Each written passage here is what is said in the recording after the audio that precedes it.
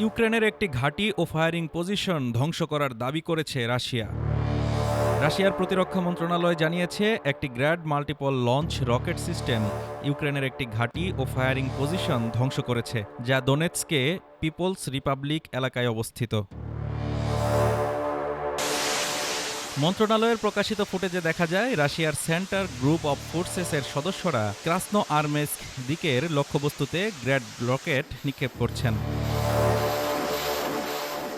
টার্গেটের স্থানাঙ্ক পাওয়ার পর সেনারা যুদ্ধক্ষেত্রে পৌঁছে যানবাহনটিকে দ্রুত যুদ্ধ অবস্থায় রূপান্তরিত করে ইউক্রেনীয় সশস্ত্র বাহিনীর ঘাঁটির দিকে উচ্চ বিস্ফোরক রকেটের পাল্লা ছোড়ে।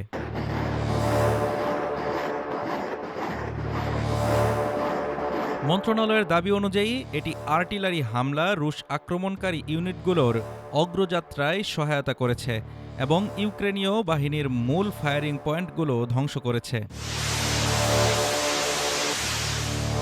অন্যদিকে ইউক্রেনীয় কর্মকর্তারা এখনও রাশিয়ার এই দাবির বিষয়ে কোনো মন্তব্য করেননি।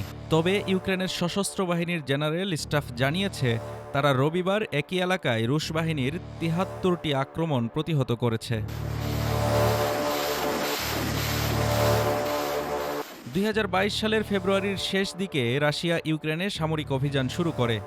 দোনেৎস্ক ও লুহানস্ক পিপলস রিপাবলিককে স্বাধীন রাষ্ট্র হিসেবে স্বীকৃতি দেওয়ার পর মস্কোর দাবি ছিল, কিয়েভ ২০১৪ সালের মিনস্ক চুক্তির অধীনে বিশেষ মর্যাদার নিশ্চয়তা দিতে ব্যর্থ হয়েছে এবং রাশিয়া ইউক্রেনকে নিরপেক্ষ থাকার ও নেটোতে না যোগ দেওয়ার নিশ্চয়তা দিতে আহ্বান জানিয়েছিল। কিয়েভ এই পদক্ষেপকে আক্রমণ ও দখল অভিযান হিসেবে নিন্দা জানায়। ইউক্রেনের প্রেসিডেন্ট ভলোদিমির জেলেনস্কি দেশজুড়ে সামরিক আইন ও সাধারণ সমাবেশ ঘোষণা করেন, আর যুক্তরাষ্ট্র ও ইউরোপীয় ইউনিয়ন রাশিয়ার বিরুদ্ধে একাধিক দফায় নিষেধাজ্ঞা আরোপ করে। Desk report, Dhaka today.